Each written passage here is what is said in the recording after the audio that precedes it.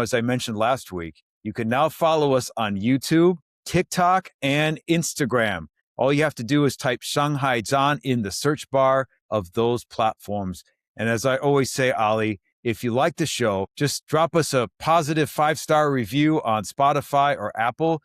We really appreciate it. It always helps us out a lot. In the first season of this show, we used to say live from the city of Shanghai. That's what we used to say. We're finally live in Shanghai after many months. Ali is in Shanghai. So how's it going so far, Ali? What's any big changes? Anything that's besides seeing friends and hanging out, grabbing some great coffee? Said it's better than Spain. If you ask me in one line, it's a much more mature city. So when we were here, I think it was going through turbulent teenage years, and it's kind of matured, and it's matured in a nice way. I like it still. Look forward to visiting again soon. Wow, that's great. Okay, and the coffee report. The coffee report is great. I get better coffee over here than I do in Spain. They just have. They just have many more options. I like this single origin Ethiopian coffee that I'm having right now. It's incredible. Yeah, no, I always tell my students that Shanghai is the home of 8,000 coffee shops or something like that. Yeah, no, it's literally every 10 feet there's a coffee shop. It's definitely evolved to a real coffee country. And like you said, the choice is amazing.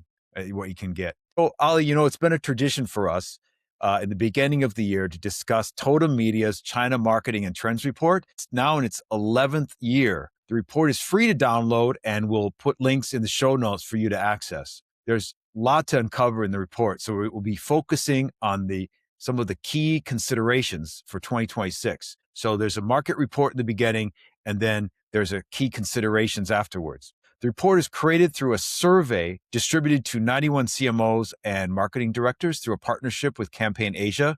The report includes top-line marketing sentiment trends as well as those 26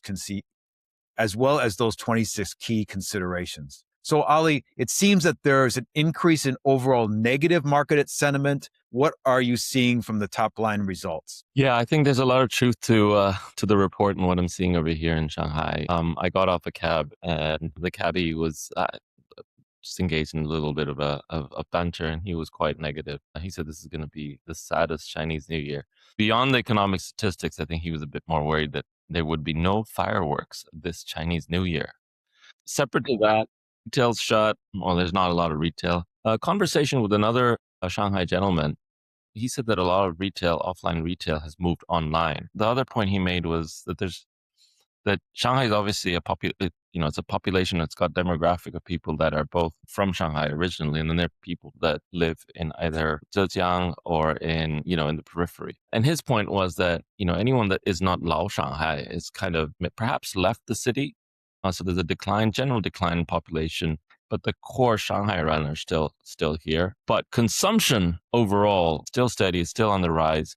So if you see shops shut, it's not a reflection of poor economic activity. It's just a reflection of transition from offline to online. So maybe there's some truth to that.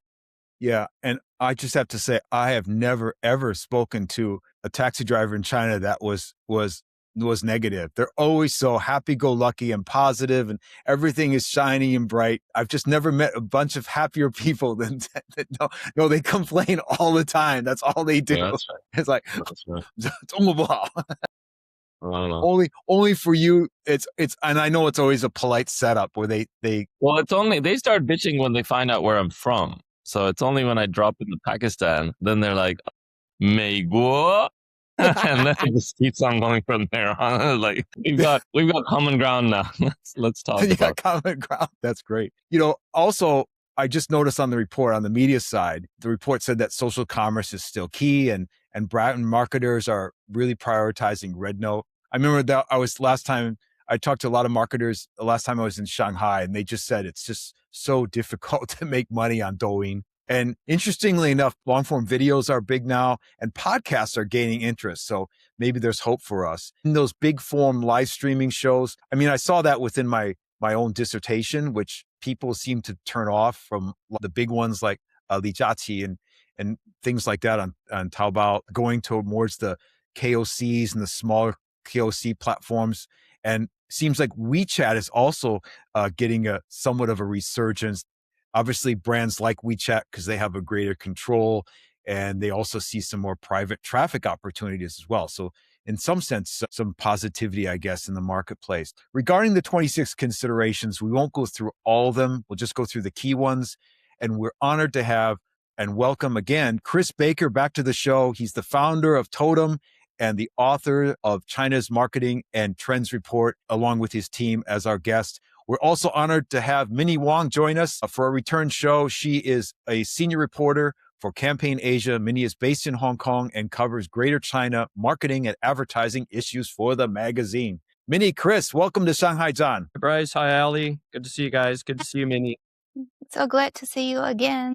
Yeah, this is great. This is, I believe, our third time of doing this. So it's really awesome that we have this chance. So, Chris, let me start off with you. Tell us about the impact. I mean, one of the big things in the beginning parts of the section was about involution, which of course we know is a bit of a race to the bottom. There's a ton of supply in China, lots of brands competing for space and maybe not getting the offtake that they used to. And as a result, there just seems to be a massive, essentially a price war. So how's that impacting brand growth and consumer sentiment? Is it all race to the bottom, or is there something driving the innovation as supply gets bigger than demand? How are brands rising above this pure discounting? And maybe you could share some examples. Thanks, guys. Yeah, last year or the last couple of years, involution was called deflation simply, but it's become so prevalent now they've come up with like a new term for it called involution this year. So it kind of feels like it's become entrenched and something that was here for the longer term, but it's certainly been weighing on brands in China, both global brands as well as local brands now for several years, right? And we've seen this kind of, won't quite call it race to the bottom, but it feels a little bit like this deflationary spiral that kind of continues to drive things down for a while.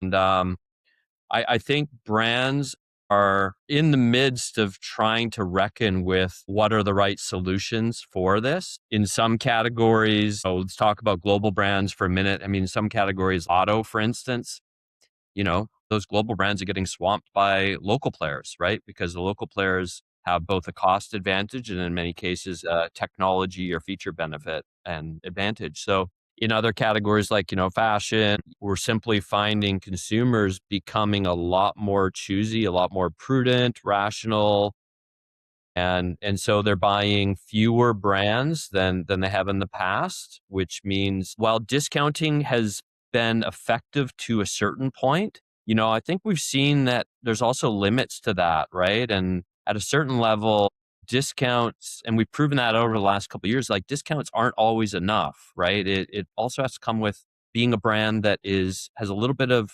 hot status or is kind of in the center of a category, right? So I think positioning and understanding how to have like a really good assortment and kind of keeping in the center of the attention of your customer set is key. And as an example of a brand, I think that's really done a great job of positioning for this. Coach comes to mind as a brand that's done a great job of doing that. Granted, in their case, I think the effectiveness in China of their approach is coupled with renewed focus globally, right? So it's not that they're just getting it right in China, but they're taking some of the global principles that are working and then refining it to China by better assortment strategies.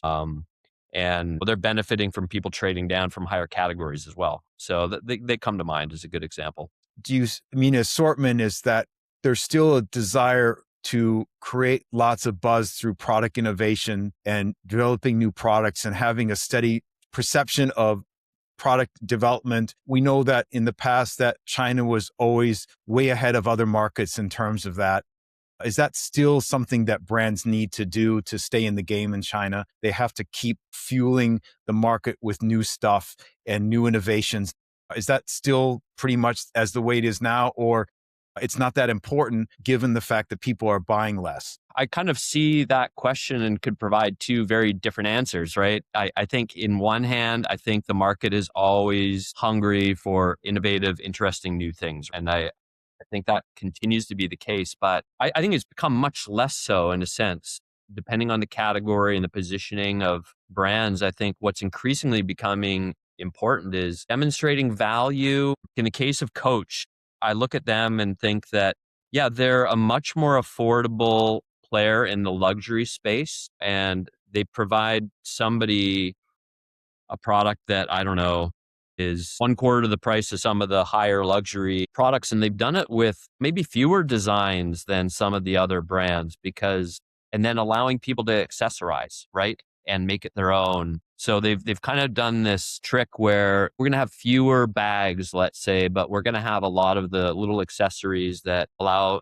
people to make it their own. And where, I don't know, LV or Hermes, Pandora of bags. yeah, Yes. exactly. Right. So I think that that's a really smart strategy. And I don't think it's just a question of creating more inventory and more styles for people to choose from locally, because people don't have the maybe purchasing scope that they did in a time. So people are kind of looking at their purchase portfolio and having to make some more difficult decisions now about what do they buy and how do they make it their own. And I think kind of providing better value on one hand and the opportunity to kind of make it fun and make it interesting is key. Another one of the trends in the considerations talked about a trend towards conscious consumption. It seems that now there's this evolution, and we've seen this for a while from the 996 work hard, play hard kind of culture. Young people are being more cautious with their money. The report talks about the experience consumption is now outpacing product consumption, typical product consumption. I found that interesting from my perspective and my studies, because it's exactly what it is in the US, that American Gen Z tend to emotional shop, as it's termed in the report, happy spending. The report said that 56% of Gen Z are now engaged in happy spending, which I guess would be like buying from a live stream shopping experience on Douyin and not spending past maybe, I don't know, 100 to 200 renminbi. You always keep it about that point. It's a very similar trend in the US as well. We've seen this trend, and my question is, where do you see possible growth areas for brands that can take advantage of this trend of happy spending and conscious consumption? Yes. Actually, about happy spending, the first thing came to my mind is actually toys and blind boxes. So they're everywhere now. And it's not just Labubu monsters anymore. The retail shelves are packed with all kinds of new toys. So for your question, one example, a classic brand I can think really worth watching is Miniso. Actually, I spoke with Miniso's CMO Robin Liu last year, and he told Campaign in an interview about their big push to IP-driven retail experiences, which is a huge potential area of growth. They created Miniso Land in Shanghai, Miniso Space in Nanjing, which are essentially IP theme parks and kind of a new form of brick-and-mortar store. And it's a smart move. They're tapping into Gen Z's happy spending habits, while at the same time upgrading Miniso's brand image from a 10 yuan discount retailer to something that feels more premium among Gen Z. And also, they offer reasonable price product, and they've partnered with all kinds of IPs from fashion toys, Cuckoo to Sanrio, Disney, and it works very well indeed. So take their own trendy toy brand, Top Toy, as an example. It filed for IPO on Hong Kong Stock Exchange in late 2025. And that's a clear signal that Miniso isn't just riding the toy trend, and they are leading the trend. It has positioned itself right at the intersection of trendy toys, experience, consumption, and emotional value, not just for Gen Z, but for all. And yesterday, I walked past one of their stores at Central Hong Kong, and I was delighted to see Care Bear, a colorful and joyful IP originally from Thailand, featured there for the store window display. And it's those kind of unexpected findings and surprises of more and more new IPs that keep the brand fresh and fun. So here is what's even smarter. And Miniso not just focused on China, like you said, about these overseas trends, and they following the broader trend of Chinese brands expanding overseas. And I saw lots of Miniso stores in Paris and Bordeaux last spring, and often located right by the train station or in the city center. So prepared during the pandemic, And after the COVID years, they just quietly opened flagship stores in some of the world's most iconic retail locations like Avenue de Champs-Élysées in Paris and Times Squares in New York. So such moves are reshaping not just retailing in China, but maybe global landscapes because of the emotional values and the consumption power from Gen Z and maybe all generations. So essentially, it's about making it more of a integrated experience, and that there's a retail component involved in it. There's a brand tie-in component. There's several different aspects to kind of create that kind of entertainment side of it. And then I would guess, like with Miniso, as you know, you go in there and there's a whole price range, and they've got lots of very little inexpensive things as well. I know they have a Miniso store in Chicago as well. I'm so surprised how demographically those stores, which used to be mainly Asian, Chinese diaspora customers, mostly shopped at those places. But now it's quite rare to see Asian customers in there. It's mostly non-Asians, whites, Black Americans, Latinos, all sorts of people are engaged in these kind of products. It's quite fascinating. Yeah, I was just going to add on the question of kind of happy spending. You mentioned Coffee Alley at the beginning of the episode, and 2 years after COVID was like the year of espresso in Shanghai, where it ramped up to, I don't know, 9,000 coffee shops in Shanghai or whatever it is now. And it was everywhere. The year after that was like the year of fragrances. All the malls were filled with fragrance shops. And this past year for me was the year of gelato. I don't know if you've had a chance to see the complete array of gelato shops around Shanghai, but it's crazy. So, all these small treats, that like things that, kind of explore and with relatively less budget kind of get a moment of pleasure from, I think are rising. Yesterday, one of the conversations that I had as well, just on the other end of happy spending, was, and maybe many of you might know this, but Mike True, who's been on the show, he mentioned that Disney Shanghai has issued like a princess pass that costs 500,000 renminbi. Is that possible? And you get, you go into Disney, you get fit out as a princess and you get treated like a princess at Shanghai Disney. So I wonder if there's this other extreme that's just being underreported of people that just have crazy discretionary spend. This is just reflecting on maybe just 1% or, less than 1% of the population, but there's still pockets of great wealth in Shanghai. Well, I think it's possible because, like we talked about Jellycat last year, and actually, Jellycat, the brand itself, when I was in UK 10 years ago, it's basically just a toy brand in UK, and now it's becoming a phenomenon worldwide. Basically, I guess Chinese consumptions contributed a lot over the past few years, right? So it's like literally a toy.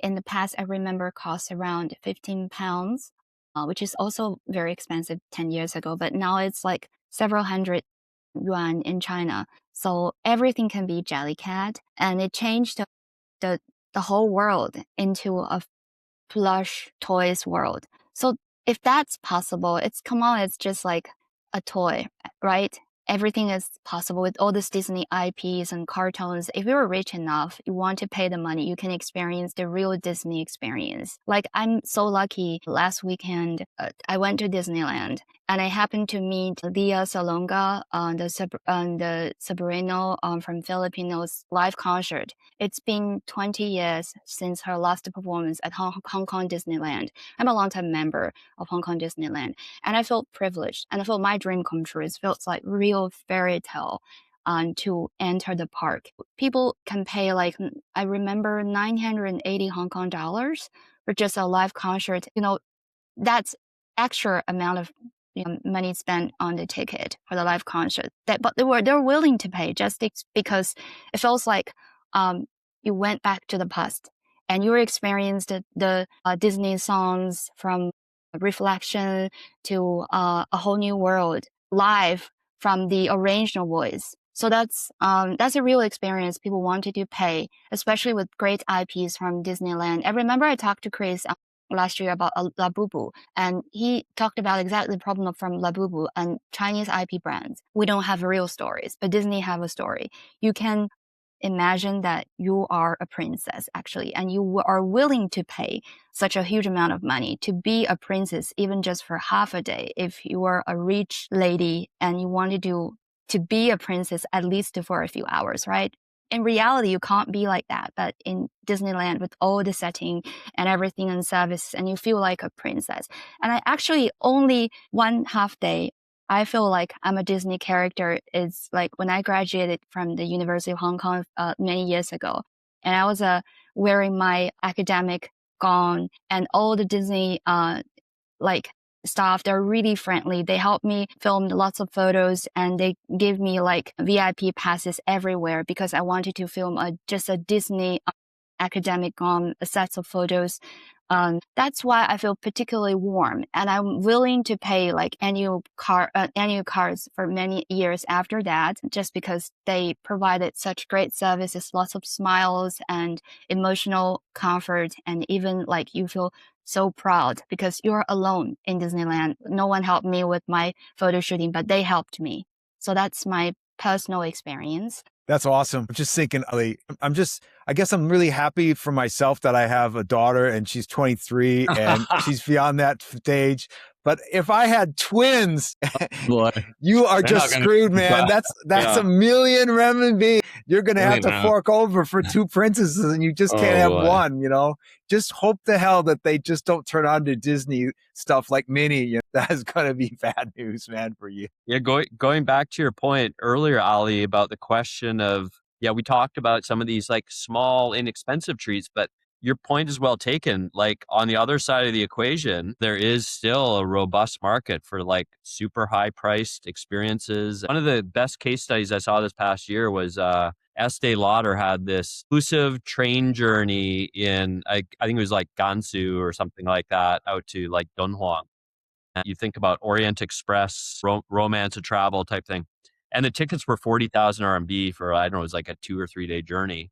And I'm like, yeah, people are paying 40,000 to basically sit in a brand capsule for 3 days, which was this design train. I just thought that was brilliant, right? Because, you talked about maybe Shanghai becoming a more mature city. And I've definitely seen the same thing. It's that shift towards experiences kind of coincides with some of that maturity, I think, right? I wonder though, and this is a consideration, a question for Minnie about maybe there's too much hype. Is there simply too many brand collaborations in the market?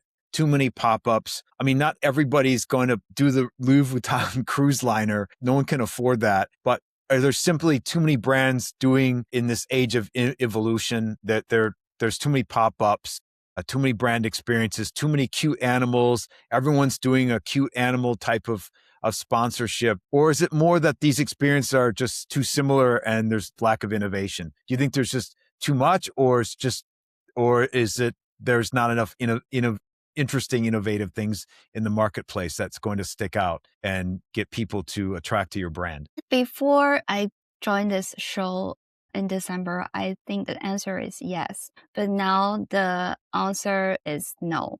Because I actually wrote a piece last year wrapping up 8 what I think boldest brand collaborations from the past year. And it's still sitting in the top 10 most read stories for campaign even now by mid-January. For a whole month, to my surprise, honestly. I think when I wrote that article, I think it was a bit boring, but people were still interested in knowing It wasn't collaborations boring. made in China. Yeah, it really, sorry, just kidding.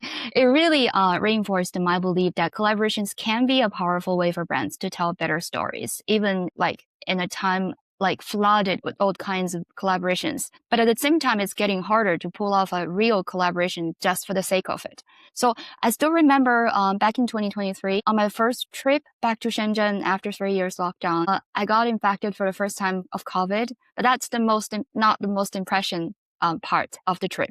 It's because when everyone was queuing for Hiti and Fendi crossover, I literally waited behind hundreds of orders just to get the drink. Can you imagine? By now, it's that kind of a crazy line has basically disappeared.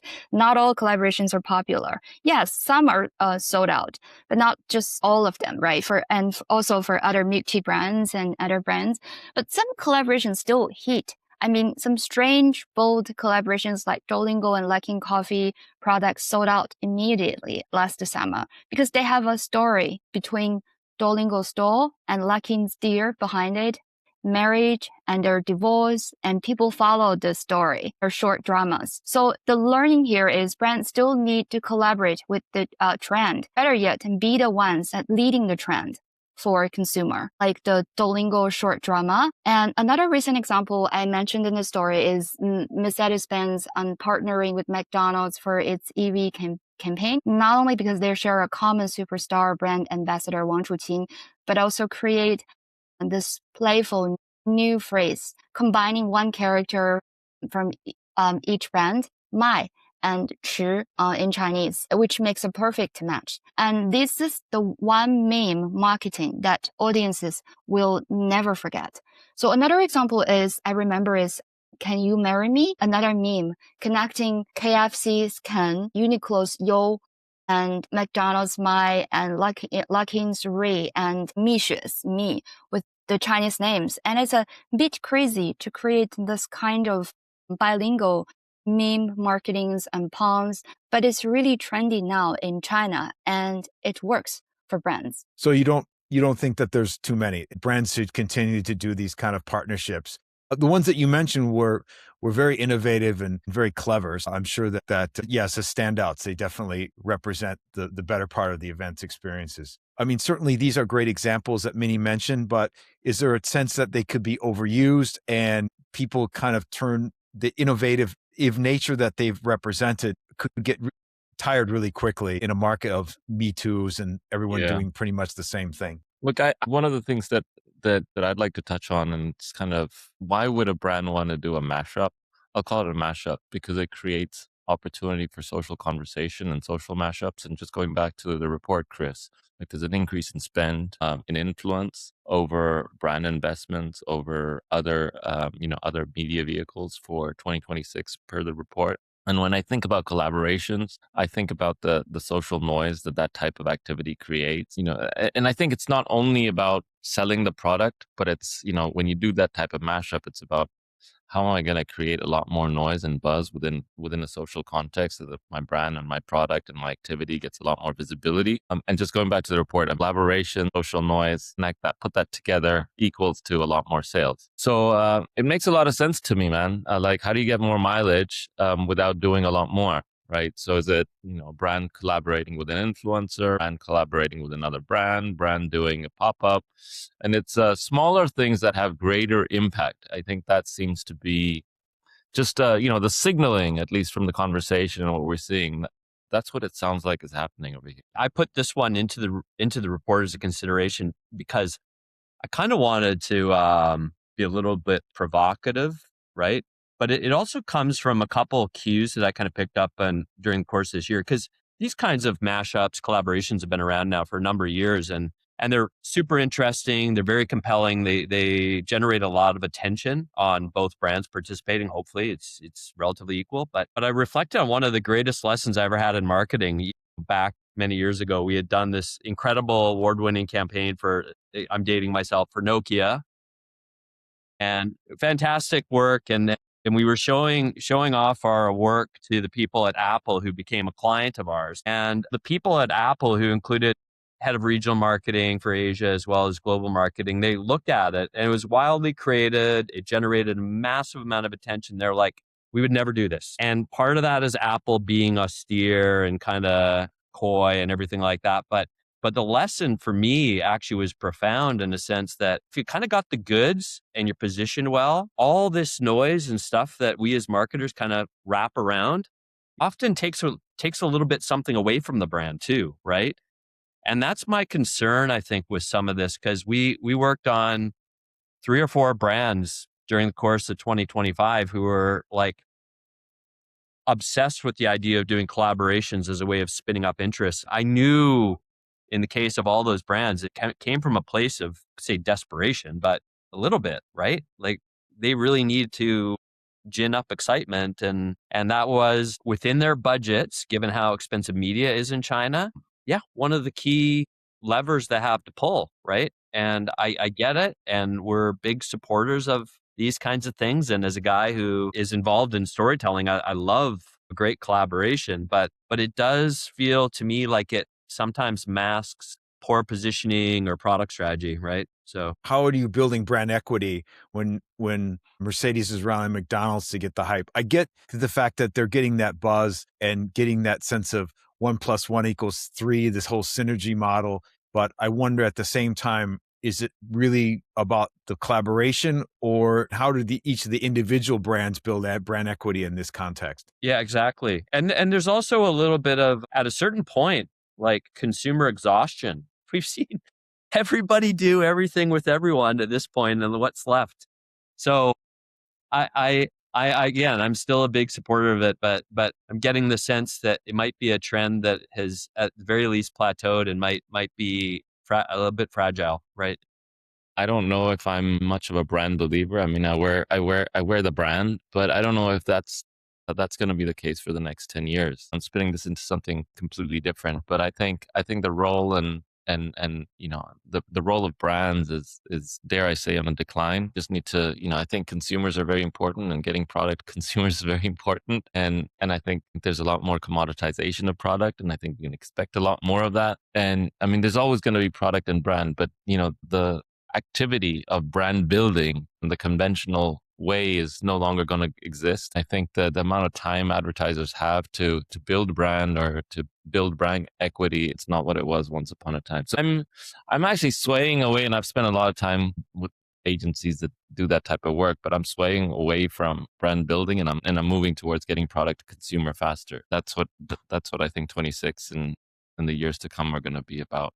I wanted to also mention that one of the key background you mentioned for the report, and we used it as a headline at campaign, is budget cuts and muted optimism. So I believe it's also learned from an industry professional that these kind of collaborations, especially Chinese new brands, they collaborated partly because they want to cut budgets. Two brands can ever interacted with each other. If they collaborated with some maybe luxury brand and more high-end brand, that will definitely help with this new brands in China to shine out.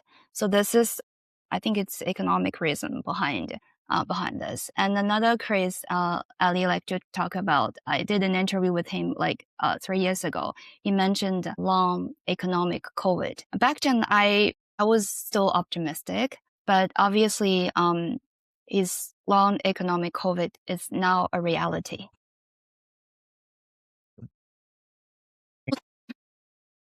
One of the topics in the consideration was about the rise of athleisure sportswear brands and the decline of luxury brands, traditional luxury brands. We're seeing a great uptick in athleisure sports brands like On Cloud and Lululemon. Why do you think consumers are turning away from flashy luxury brands that we saw in the past?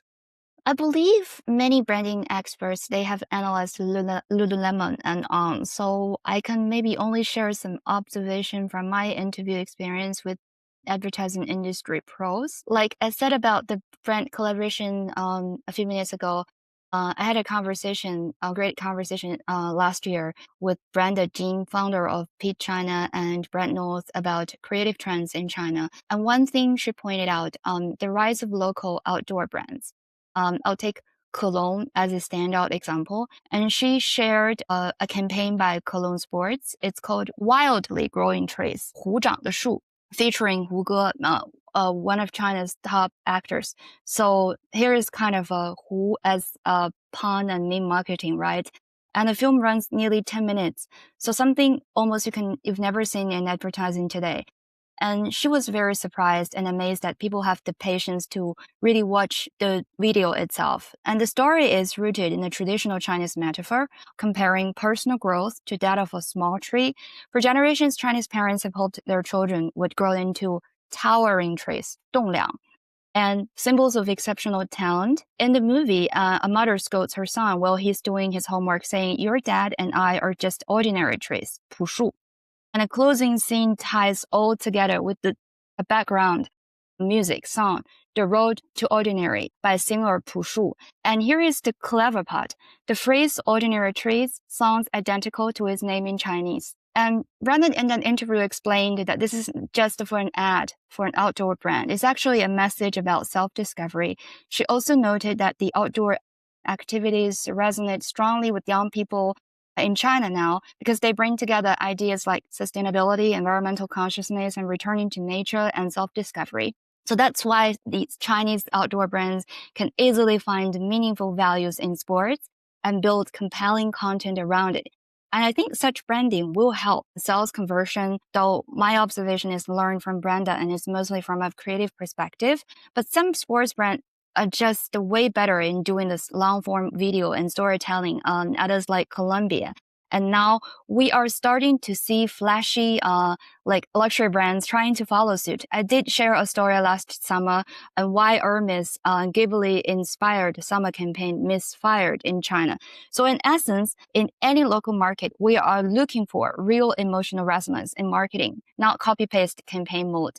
So that's why Hermes's anime is not well received on Xiaohongshu, where lots of global brands are interacting with Chinese consumers in a more local way. Chris, your report also talks about the growth of, we've seen Uniqlo is also growing, but at the same time, even Anta, Nike, Adidas are declining. Where's the sweet spot here in terms of the athleisure kind of category, besides the cultural relevance that they're providing through some of the great creative work that Minnie mentioned? Is there anything else that we should be looking at that's accounting for this trend? Yeah, I should point out Adidas is actually doing quite well. Nike, Anta, relatively modest growth, like very slow. Beyond some creative advertising work by select brands, I mean, it really is more of a broader set of changes taking place. I think there's an overriding quiet luxury movement, which means people are kind of shifting away from some of the more outrageous kind of fashions in favor of things that are a little bit more timeless. I think you overlay that with kind of the shift towards experiences and fascination with outdoors and then performance, kind of taking a little bit more away from fashion in general. And you've got this like great mix. So I think the sweet spot is really built around brands like Solomon and Arc'teryx, and On, of course, has done very well, right? Versus the traditional performance brands like Adidas and Nike and Anta are you see them trying to move more and more into the space that Solomon and Arc'teryx are in, but they're a little bit of a half step behind. It's going to become a very crowded category very soon, right? The number of these kind of outdoor fashion labels is just exploded in China over the last few years. Ali, you mentioned to me the other day, you said it's just Shanghai. It's very difficult to see foreign brands anywhere. It's very much a local market now. Do you think that there are still opportunities in China for foreign brands? How can I say no? I think there are opportunities for foreign brands or international brands, but I think the flavor and the preference is certainly geared towards local brands and advertisers. I mean, but that's not a China nuance. That go across the sea over to Japan or into Korea as well. Asian brands dominate those markets. There's interest in, there's like, unless you hyper localize, right? Kit Kat, and there's some brands that do quite well in those markets, but by and large, I think those markets are dominated by local brands, and international brands are still novel, and there's still certain things that you would buy, and there's certain products that you would buy when you go overseas on travel and things like this. Whether it's beauty or cars or 3C in Korea or Japan, it's local advertising, local brands that dominate, and that's true for China as well. Do you concur with that, Chris? What would your recommendations be for a foreign brand that would be interested or considering a market entry, if possible, into China, or is it just it's too late for many categories? Well, I think this is set against the context of China already being maybe amongst the most competitive markets in the world across categories. Like there's more brands in every category in China than there is anywhere else in the world, and a lot of them are kind of retrenching now. And then of course the rise of local brands has added a sharp challenge to almost every category you can think of. It's a highly competitive market, but I think in select categories like outdoor and some of the sportswear where there's brands with great provenance and products that are super specialized. I think there's still scope to enter China and do well. But, for brands that don't have a clear positioning, it's a real challenge now. For the brands that are already in China, for them to be like the Kit Kats or the LVs, equivalent of what you have in Japan, where they've sustained themselves despite localization trend. I think there is a strong imperative for them to attach themselves to local customs and culture, and really dial that up. I think of something like KFC in Japan, who have anchored themselves to Christmas tradition, right? I mean, or Kit Kat that's got 200 flavors in Japan. Those are really good examples of what it takes for brands in competitive categories to sustain themselves in markets that are localizing. Well, it's definitely now, as we're seeing a much more globalization of Chinese brands and trends and products throughout the world, it's also a good place to be firmly planted there and being a part of that movement, not just for your China market, but outside of China as well. I would think that having that presence would help you to be able to, you mentioned this in your report about test marketing, being able to try new things is a great place to do it. As we know, there's still, despite economic downturn, is still a market where people enjoy happy spending. They love new things and they love to try new ideas. That's much quicker than any other market in the world.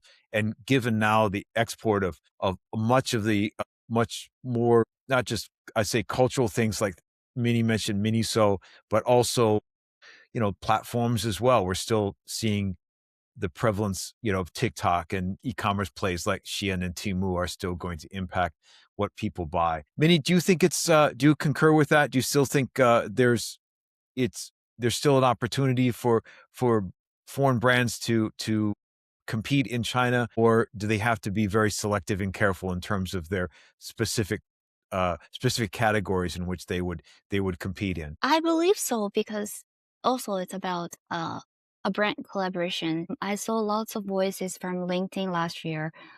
Is Nike. Though we are still worried about the numbers from Nike brands itself, but they are really working with young Chinese audience, and targeting Chinese young consumers, as they opened a pop-up Nike soup shop during the Chinese national games, featuring Su Bingtian, who was gonna retire in that month, and it's a huge hit. It's everyone is like they were like kind of discussing the topic during that month. So it's a huge step and a surprise for an American sports brand in terms of localization. And as a longtime consumer of Nike, I saw the sincere respect for Cantonese local culture and the legendary Chinese athlete.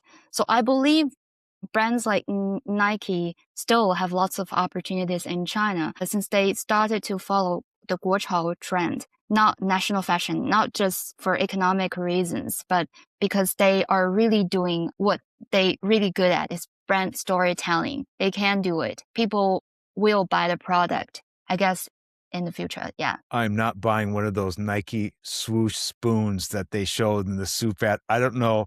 That is like, how do you drink out of that? I think half the soup would fall into my lap, because there's no way to drink out of a Nike swoosh logo. Maybe I'm just alone on that. Sorry, Minnie. But yeah, no, it was a great campaign. Wins a lot of attention, right? No, it got a lot of attention. That's definitely the case. It's huge. Yeah. I saw it on at least 3 or 4 different social media platforms, so it definitely got a lot of attention. Well, guys, it's been really a fascinating discussion. As I said on the outset of the episode, I will put the link to the full report in the show notes, so anyone can download that. It's free to download, right, Chris? Still free? Yeah, totally. Yeah. Okay. Until midnight tomorrow, it's free. Yeah, right. Until then, it's $20. But before then, it's free to download. A great read, really, for anyone who's interested, not just in China marketing, but marketing in general. It's just fascinating to see how markets evolve. Minnie, Chris, thanks for being on the show. We really appreciate it.